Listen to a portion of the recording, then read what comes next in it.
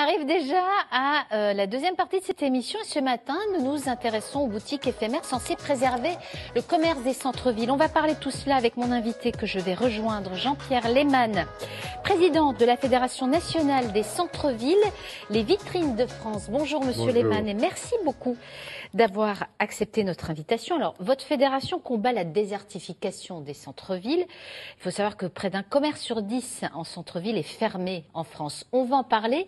Mais première question, pourquoi, selon vous, les commerces des centres-villes sont-ils en souffrance en France ? Écoutez, on a eu une politique d'aménagement du territoire depuis les années 50 à peu près qui a été dramatique. On a petit à petit créé des métropoles en France, Paris bien sûr, et puis des grosses métropoles qui ont attiré effectivement tout le monde.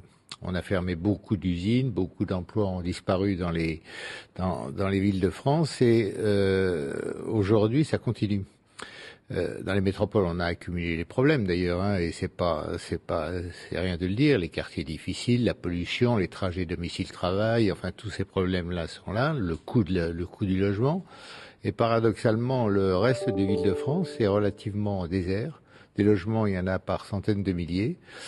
Et comme il n'y a plus de pouvoir d'achat distribué, comme les entreprises ont disparu petit à petit, bien sûr le commerce qui lui en bout de fil, s'il n'y a pas de pouvoir d'achat distribué, il n'y a pas de clients dans les magasins, en a souffert terriblement. Et donc ça touche pas les grandes villes, les métropoles, mais plutôt des villes de quelle taille, beaucoup les petites villes. Il y a les petites villes, les très petites villes qui sont 40 000 habitants, 50 000. Non, oui, ou voire en dessous. Hein, à partir de 10 000 habitants, si vous voulez, on a vu les villages disparaître petit à petit.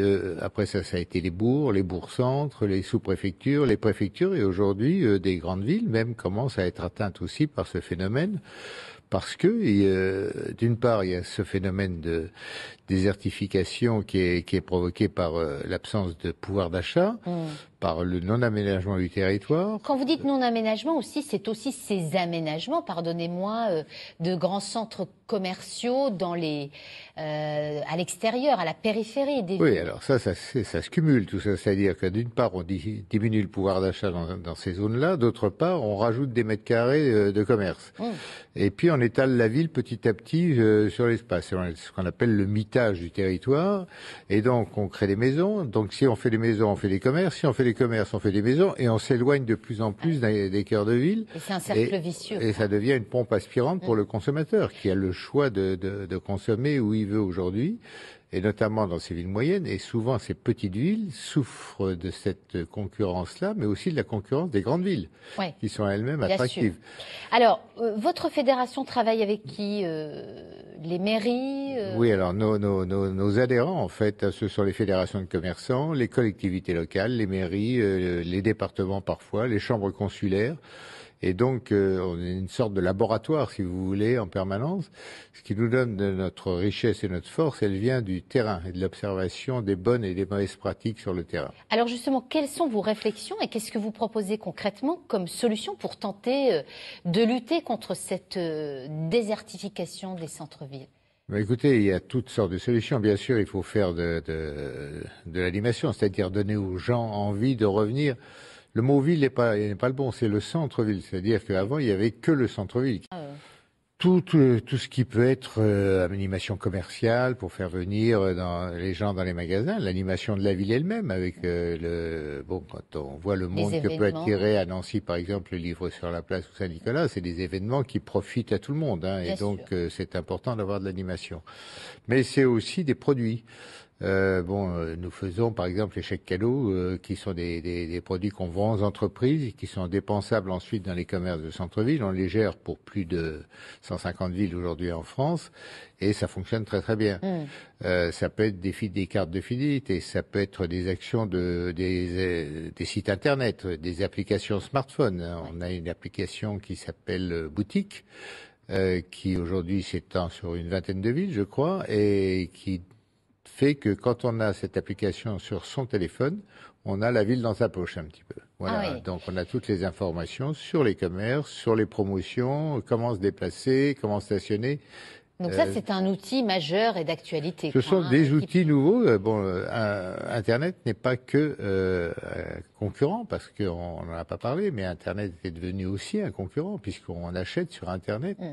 Et donc, c'est un peu cette problématique que l'on a, c'est qu'il faut que le monde du commerce utilise Internet aujourd'hui. Vous trouvez que les commerçants ne l'utilisent pas assez? Il faut qu'ils créent leur propre site Internet, de façon à ce que les gens puissent aller sur Internet pour voir ce qu'il y a dans la boutique. Oui, ou qu'ils utilisent les réseaux sociaux et qu'ils se fassent connaître. Aujourd'hui, le consommateur, il n'a jamais été autant sollicité de tous les côtés. Il peut acheter depuis son salon le monde entier.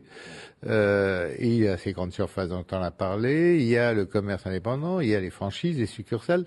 Donc je veux dire que on a le choix, hein, on a le choix. Alors vous, Monsieur Lehmann et votre fédération, vous venez de lancer également un site qui s'appelle jelouineboutique.com, site qui vise justement à développer ce qu'on appelle les boutiques éphémères. Alors définition. Écoutez, ces locaux vacants qui sont de plus en plus nombreux dans certaines villes, ces locaux vacants, il faut mieux les utiliser même d'une façon éphémère que de les laisser vides, tagués, sales. Et donc on demande avec les collectivités et les propriétaires de ces locaux, on essaie de trouver des solutions, même temporaires, pour donner un peu d'animation et de vie dans ces commerces. C'est ce qu'on appelle le commerce éphémère. Très plébiscité par le consommateur, très demandé parce que c'est une innovation, ça apporte de l'animation et c'est une solution aussi pour ne pas avoir cette dégradation du paysage urbain dans les rues avec des locaux fermés, de la poussière sur les carreaux ou tagués et ça permet aussi à des commerçants, donc vous ciblez quel... Alors là, on cible, ça dépend des tailles des villes, mais effectivement, déjà en commun, tout ce qui est jeunes créateurs, par exemple, qui sont sur Internet et qui ont envie de rencontrer le consommateur, les artisans qui veulent se faire connaître, les producteurs. On y reste combien de temps dans ces boutiques? Les durées sont de combien de temps? C'est à définir, c'est comme on veut. Ça peut aller d'une journée pour une inauguration, pour relancer une marque ou un produit. Hein. On fait un cocktail. Bon, voilà. La majorité des temps, c'est 1 mois ou 3 mois ou 6 mois, jusqu'à moins de 3 ans. Alors, faut-il inciter les propriétaires qui avaient l'habitude de fonctionner avec des baux de 3, 6, 9 ans, où c'était un peu plus sécure, de louer leurs locaux peut-être un peu moins cher, avec des risques plus importants, parce que ça marche ou ça marche pas. Si ça marche pas, il s'en va. Ça veut dire que c'est une grande liberté pour les deux parties, le locataire et le propriétaire. À tout moment, ça peut s'arrêter, puisqu'il suffit d'un préavis prévu dans le contrat pour dire voilà, on fait ça pour 3 mois. Si ça va pas, on arrête, quoi. Et si ça va bien, on continue éventuellement. Donc voilà. Donc pour le propriétaire, il n'y a pas de risque. Mais c'est peut-être plus contraignant, c'est ça ce que je voulais dire. Non. Non. Non, pas plus contraignant. Parce que souvent, ce qui est en cause aussi, Monsieur Lehmann, chez certains commerçants, c'est le prix des loyers. Qui est relativement onéreux. On sait que plus le centre-ville est attractif, plus les loyers sont élevés. Et ça impacte aussi le chiffre d'affaires. C'est le phénomène qui existe dans tous les domaines. La rareté fait monter les prix.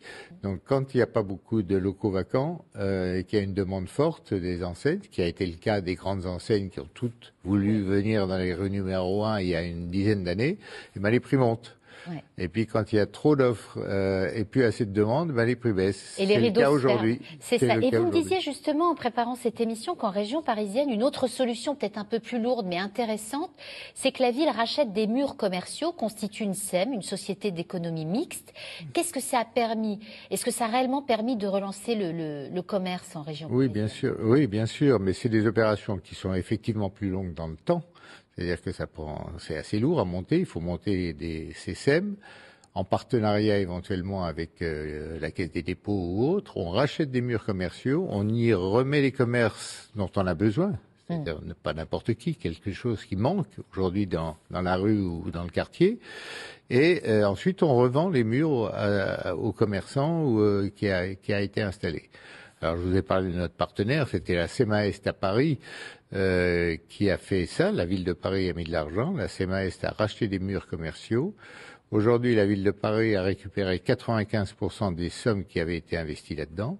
et 650 commerces ont été remis en place dans Paris, dans des locaux qui étaient vides. Donc ça marche. Ça marche, c'est compliqué, c'est lourd, il faut le monter, c'est un montage financier, mais ça marche. Ça veut dire peut-être aussi, Monsieur Lehmann, qu'il faut que tout le monde travaille ensemble. C'est d'ailleurs du reste le principe même de votre fédération.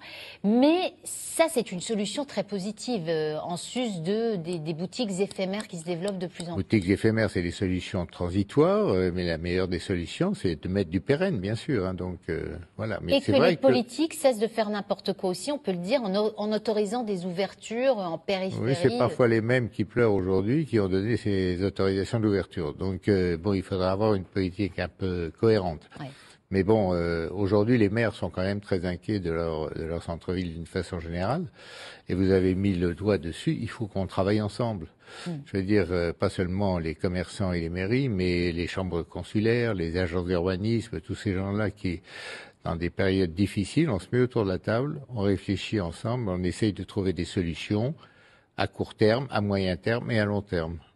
Merci beaucoup, Monsieur Lehmann. Ce sera le mot de la fin sur ce sujet passionnant.